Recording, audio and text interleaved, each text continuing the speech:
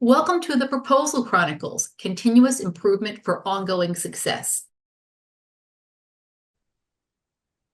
Hi, my name is Brenda Crist, and I am the chairperson for programs for the Chesapeake Chapter. And I welcome all of our guests here, as well as the APMP Chesapeake Chapter members and the APMP National Capital Chapter members who are supporting this presentation.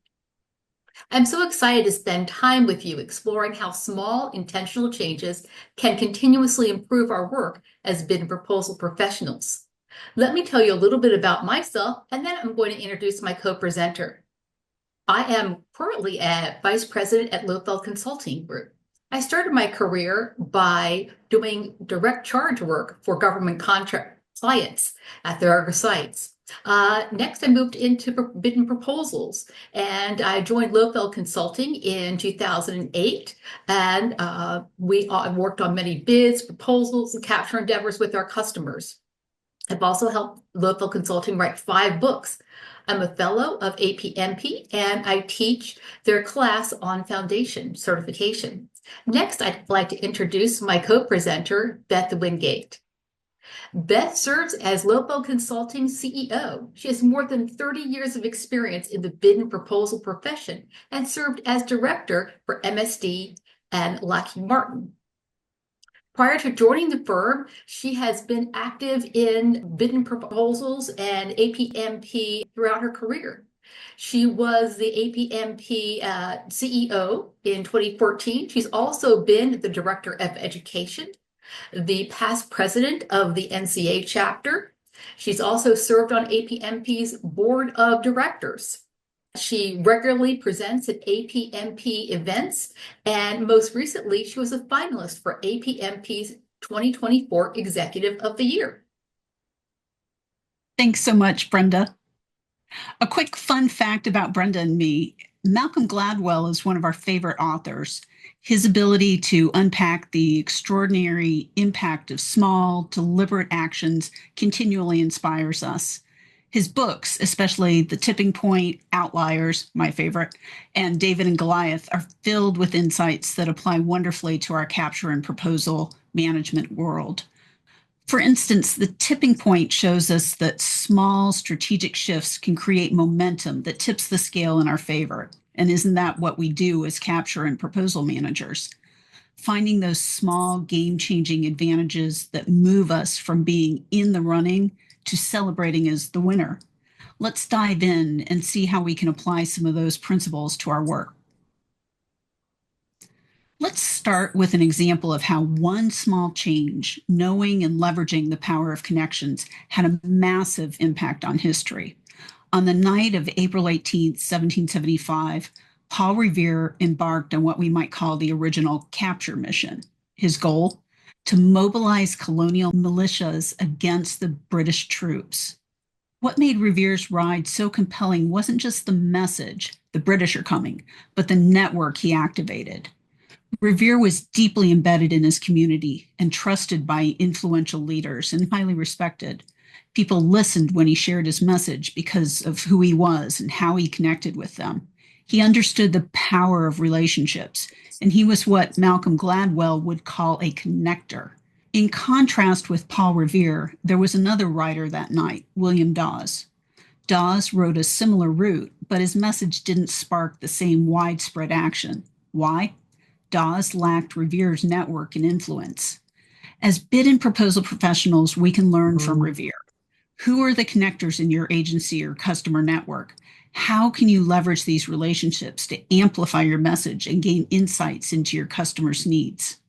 Now, let's turn to another example of how small changes can lead to continual improvement.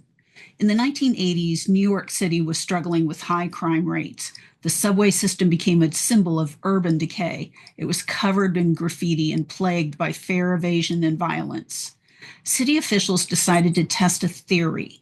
Focusing on small signs of disorder, such as graffiti and fare jumping, might prevent more significant crimes. This is known as the broken windows theory. They began cleaning graffiti from trains immediately and arresting fare evaders. These small visible actions sent a message: lawlessness wouldn't be tolerated.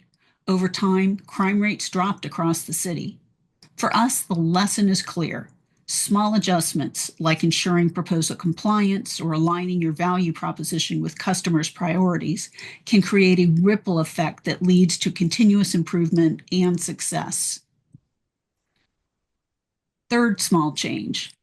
When creating Sesame Street in the late 1960s, producers aimed to design a children's show that was both educational and engaging, and it was my favorite one.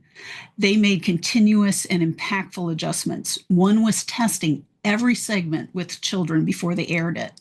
The show was reworked or cut entirely if children lost interest or looked away during a segment. This simple tweak, ensuring content captured and held attention, was critical to the show's success. Sesame Street became a groundbreaking educational tool that taught millions of children foundational skills like reading and math by making its lessons fun, memorable, and interactive. This example illustrates the power of feedback and iteration. Sesame Street created sticky content that left a lasting impact by focusing on what resonates most with the audience. For bid and proposal professionals, this means seeking feedback on your proposals, whether from internal teams, mock evaluators, or customers, and refining your content until it sticks with your evaluators. Small adjustments to tone, structure, or visual appearance can transform a proposal from ordinary to unforgettable. Over to you, Brenda. Thank you. As bid and proposal professionals attending this webinar, I'm sure your firms have wonderful end-to-end processes. But what about considering these small improvements to increase your win rates? As a presenter, I'd like to introduce some small improvements that might help, regardless of whether you're in the federal, state, or local government business, commercial, or in international pursuits. Here are 10 small changes we're going to discuss in the upcoming slides. Number 1, manage and monitor your bid and proposal funds. Conduct quick and rigorous bid and no bid decisions to focus resources on high quality opportunities. Number 2, start with the end game. Always work backward from the customer's evaluation criteria. Number 3, most wins are close. Increase the delta between you and your competitors by targeting the most impactful evaluation factors and minimize the customer's requirement to exercise their best judgment in trade-off decisions. Number 4, cultivate connectors in your network. Build relationships who can advocate for your solution. Number 5, become a maven of intelligence. Regularly review customer feedback and industry reports to stay ahead.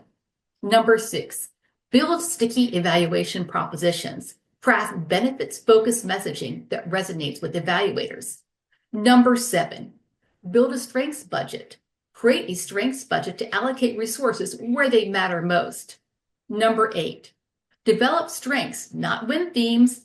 Focus on your singular benefits, features, and proof points that exceed the customer's requirements at a competitive price. Number 9, use AI to expedite bid and proposal activities. Build AI assistants to automate recurring activities.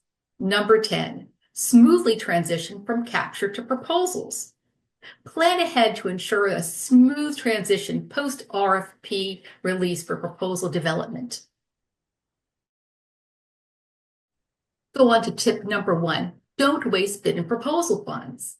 Bid proposal funds are precious. One of the smartest small changes you can make is to tighten your bid and no bid decision process. Imagine you have $2 million to spend on proposals this year. Would you rather spend money across 50 medium probability opportunities or focus it on 10 well-qualified bids with a high chance of success? By conducting thorough due diligence early, evaluating customer budget tolerance, competitor landscapes, and your company's capabilities, you can eliminate low probability bids and reinvest those funds where they'll increase your win rate the most. As capture professionals, consider conducting early due diligence to weed out costly bid, no bid mistakes and enable executives to make confident bid, no bid decisions. So any bid with a low probability is eliminated before spending too much money. As bid and proposal professionals, you can assemble a few essential pieces of information to help executives make educated decisions. This includes information about the customer's historic budget tolerance, potential competitors who have experience performing similar work for the customer, your ability to deliver competitive technical and cost solutions for all requirements, the ability of key personnel, and relevant past performance. You'll probably have most of this information at your fingertips. Making bid, no bid decisions early can save money for more visible bids, leaving money to assign proposal team earlier or even acquire a valued SME to help with the development of the proposal. Beth? Thanks, Brenda. Once you've decided to bid, one of the most strategic steps you can take is to conduct a pre-mortem analysis. This exercise helps you determine why your proposal might lose before you've even started writing, allowing you to proactively target critical resources and solutions to improve your chances of winning. Think of it as troubleshooting in advance to identify and mitigate potential weaknesses. To get started, build a scorecard like the one you might imagine the customer might use to evaluate your bid, and Brenda will show you this. If you have access to a previous RFP or a similar solicitation from the same agency, use those documents as a guide to craft your scorecard.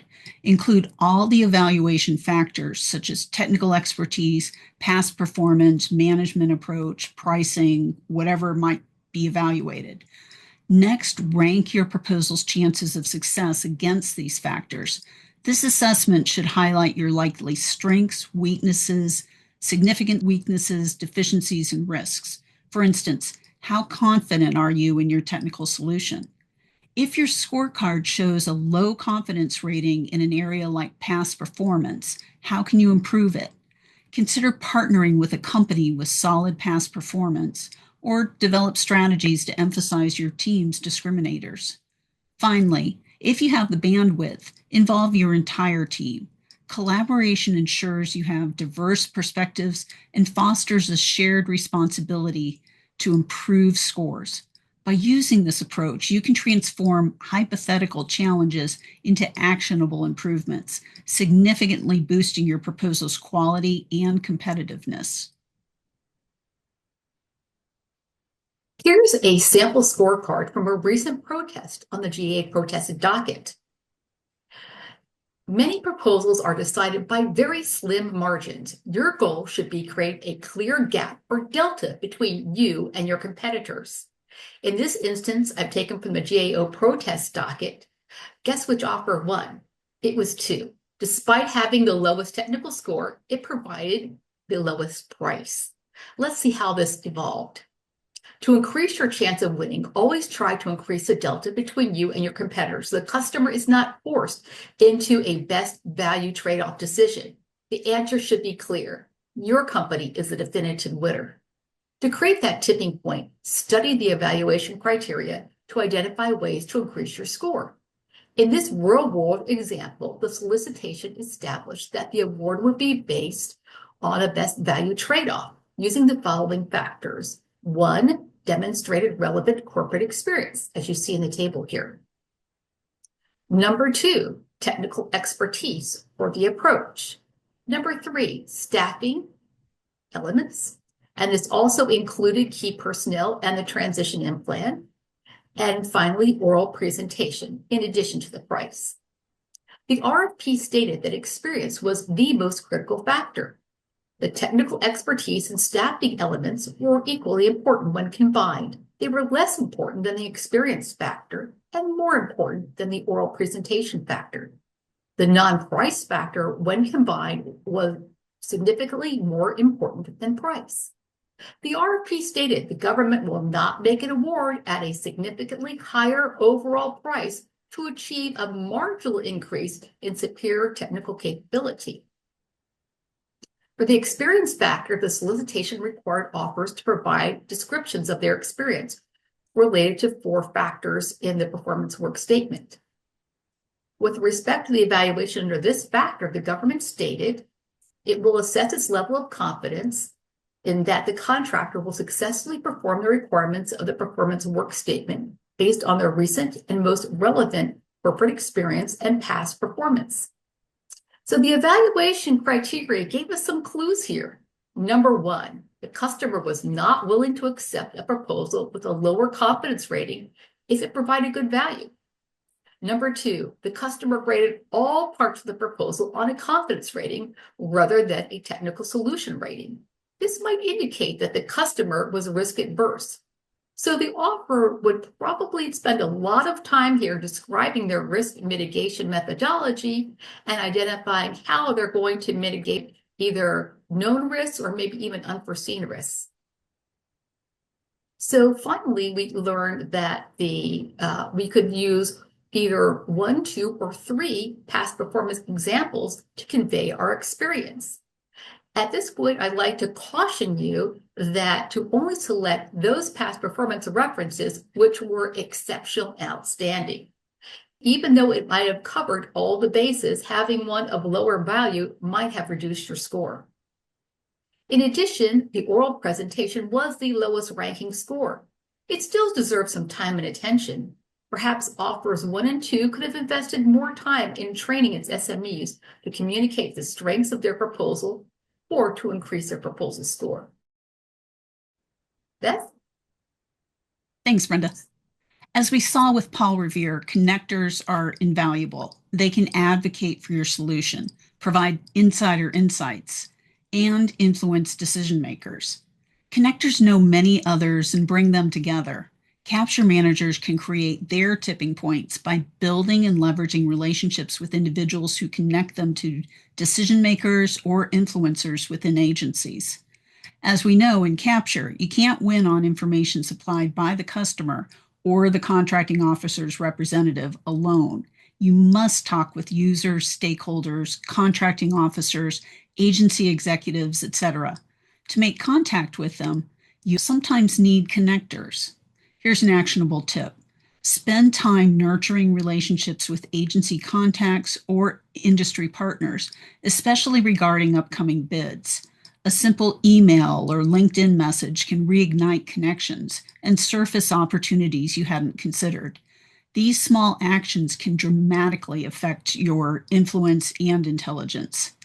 Brenda and I have a friend who many of you may know, Mark Amtower, who's the godfather of LinkedIn connections. He's the ultimate connector. Every day he spends hours making intentional connections with potential partners. Brenda and I independently talked with Mark over the past few weeks about the current administration's impact, our upcoming plans, and our new book coming out in 2025. A best practice that I highly advise you to consider is after you talk with prospective customers, your clients, colleagues, and all your connectors, record those interactions in your notes within 24 hours on a shared, secure platform. Set aside 5 or 10 minutes each day regularly on your calendar to do this.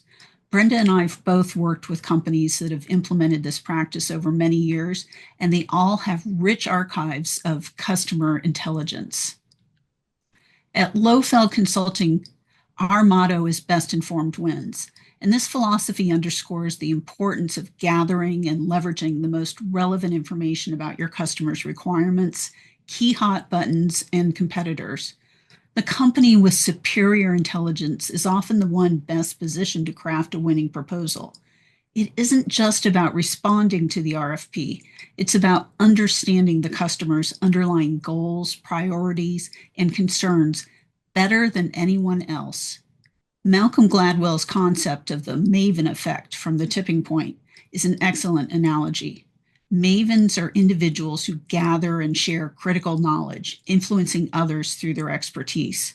As a capture manager, adopting a Maven-like approach means being the go-to source of insight about your customer. It's about consistently collecting, analyzing, and sharing valuable information that can shape your capture strategy. Start with small, manageable changes to build this expertise. Create a dedicated information collection plan and schedule time each week to review customer feedback, study agency spending patterns, and explore your competitors' activity. Don't overlook informal opportunities such as networking with agency contacts or attending agency events and conferences to uncover unspoken customer priorities. Malcolm Gladwell's concept of the stickiness factor, the tipping point, highlights ideas or products that stick and ones people remember and act upon. This principle is highly relevant for capture managers when crafting compelling technical value propositions. Your value proposition isn't just a statement of what you offer. It's why your solution stands out and why the customer should choose you. In everyday life, we review value propositions every time we shop. A sticky value proposition resonates deeply with the evaluators and aligns perfectly with their priorities and challenges. For example, my 6-year-old grandson wants a Switch because he cannot share the family Switch with his 8-year-old brother. So now I'm out looking for the best value on a Switch. I know it must be price competitive and rugged to withstand those two. Making your value proposition stick often requires small but powerful tweaks. For example, framing benefits in terms of measurable customer outcomes rather than generic claims can significantly increase impact. Specificity is also key. Evaluators want to see numbers, results, and proof. A generic statement like our solution is cost-effective lacks punch. Instead, try saying our solution reduces costs by 20%. Saving the agency $2 million annually. This reframes your value in a way that's memorable and hard to ignore. Test different phrasings of your value proposition during proposal reviews and oral presentations to see what resonates the most. Consider feedback from team members. A slight adjustment here or there can transform your proposal into one that truly sticks with evaluators, making your bid the apparent choice. Number 7, let's build a strengths budget. Capture managers can start by creating a budget of the number of strengths they need to win a contract. To create a budget, it's simple. Start by making a scorecard. Use the Section M evaluation criteria as column 1. Next, fold in the instructions in Section L and all the other requirements under Section M until the scorecard resembles the source selection evaluation board your customer will use. In column 2, assign weights to each evaluated criterion based on their numeric or adjectival importance as defined in Section M. Next, acquire context and information, data from your company's debriefs, partners' debriefs they might share, public sources, including the GAO protest docket, to learn how your customer grades strengths and annotate the scorecard accordingly. Next, assign a numeric budget. Assign at least one strength to every evaluated criterion. Budget additional strengths as merited by the weight of the evaluation criteria, the size, scope, and complexity of the requirements, and historic precedent. Tip number 8, develop strengths, not win things. This is kind of a blasphemous thing to say, as an APMP foundation certification structure. There's really no such thing as a win theme. At least I know the U.S. government proposal so far has never mentioned a win theme. Proposals are primarily graded according to comparison to numeric and adjectival criteria or confidence ratings. However, it never mentions win themes. Many criteria mention strengths or significant strengths, so we better have lots of them in order to win a contract. So I create strengths tables and continue populating them throughout the duration of the capture phase and the proposal development phase. Well, we've talked a lot about strengths, but we really haven't defined them. So let me define a strength for you. First of all, it increases the likelihood of mission accomplishment. It increases the likelihood of liftoff, improved healthcare options, or better crops. It increases the likelihood of successful contract performance, increased timeliness, decreased cost, and increased quality. It exceeds the requirement in a way that is beneficial to the customer. It exceeds standards, makes some compliance criteria, or your ability to exceed acceptable quality levels or AQLs or service level agreements or SLAs. It mitigates contract or performance risks, such as quality, timeliness, costs, customer satisfaction, availability, etc. It's not neutralized by another bidder. In addition, it also must be substantiated by a proof point, and hopefully that proof point contains high-quality qualitative or quantitative data such as a numeric dollar value, a date, a CPAR rating, a customer quote, or an award fee. I also have a column just to check off that exceeds their customer's requirement, yes or no, and if it is a discriminator for our company, yes or no. And once again, I continue refining it throughout the capture and the early proposal development phase. Beth. Thanks, Brenda.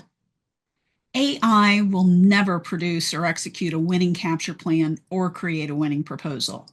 However, it can help capture managers and proposal managers expedite routine and repetitive tasks. In our book, Harnessing the Power of Gen AI for Bid and Proposal Professionals, that we published in 2024, we provide ideas for using AI to expedite your work. However, before you use AI, you must always have your executive teams and your cybersecurity officials' approval. You deal with sensitive company information that should never be shared on public large language models. Here are 4 tips for using AI to expedite capture and proposal operations. Tip 1, use AI to support information collection. At Lohfeld Consulting, we recognize that comprehensive information is the foundation of every successful capture effort. AI tools can significantly expedite information collection by automating tasks like extracting insights from public data. Instead of manually shifting through pages of reports, AI can provide a concise summary of trends and priorities, helping capture managers stay informed.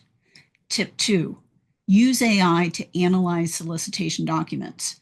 Ask it to identify questions, internal inconsistencies, and potential risks, in addition to summarizing document contents. Tip 3, use AI to power bid, no bid decisions. AI assistants can analyze internal and external data to provide a rationale for your probability of success. And tip 4, create AI assistants to propel your workflow.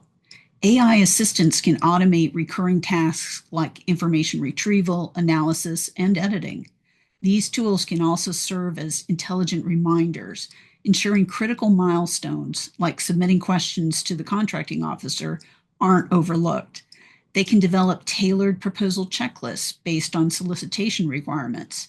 These checklists can track progress. You can use them to alert team members to missing inputs and ensure compliance before submission. Experiment and see what kinds of AI assistants would help ease and streamline your workflow.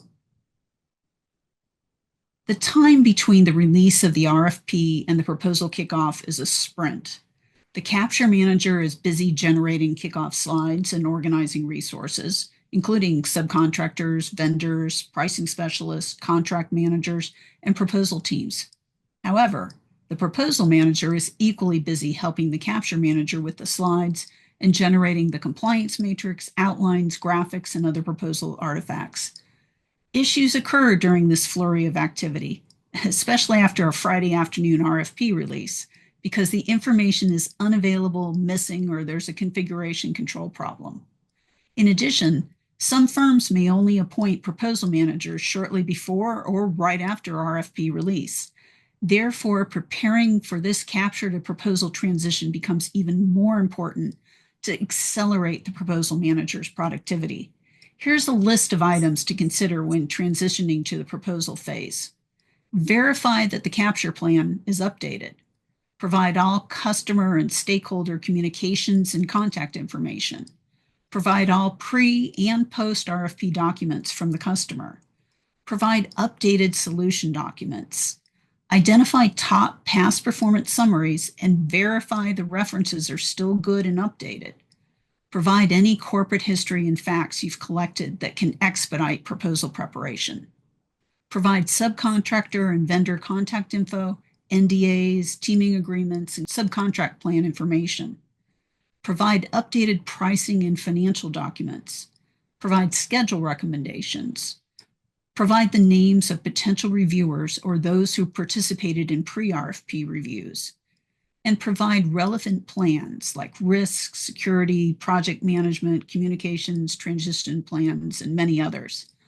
All this information should be updated, placed in a secure, accessible location, and verified for accuracy. Providing these items at the start of the proposal phase minimizes delays ensures clarity, and sets the proposal team up for success. The transition from capture to proposal development is a high-pressure sprint, and clear, organized documentation ensures the team can focus on creating a compliant, compelling proposal without unnecessary distractions. Improving the impact of your bid and proposal team doesn't always require an overhaul. It's often about making the right small tweaks. We asked 170 professionals on LinkedIn, what small changes could make the biggest difference for your team? And here's what they said. 48% believe enforcing rigorous bid decisions is the most impactful tweak. This ensures your team is focusing on winnable opportunities and avoiding wasted effort. 32% pointed to giving writers detailed outlines, which helps align the proposal with evaluation criteria and reduces rework. 12% emphasized the importance of assigning a compliance monitor to ensure every requirement is met, an often overlooked step that can mean the difference between winning and losing. And 8% suggested maintaining a risk log to proactively address potential issues before they escalate. Thanks, Beth, and I'd like to wrap it up with our conclusion. In summary, the path to continuous improvement lies in adopting disciplined practices and continuously making small incremental changes. From effectively monitoring and managing bid and proposal funds to transitioning seamlessly from capture to proposals, each step is essential for success. Focus on increasing your score by turning close wins into definitive victories, building strong networks and cultivating intelligence. By creating sticky value propositions, emphasizing strengths over win themes, and adopting AI for efficiency, you can position your organization ahead of the competition. The key takeaway is to think strategically, act decisively, and continuously improve your approach. Every effort you put into managing your bid and proposal process is an investment in future wins. Thank you for your time, and we look forward to answering any questions you have. I'd also like to bring your attention to our resources at the Lohfeld Consulting Group.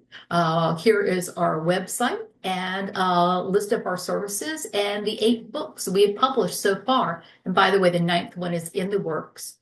And if you'd like to contact Beth or me, here is our email addresses and our LinkedIn account names. So we look forward to connecting with you in the future.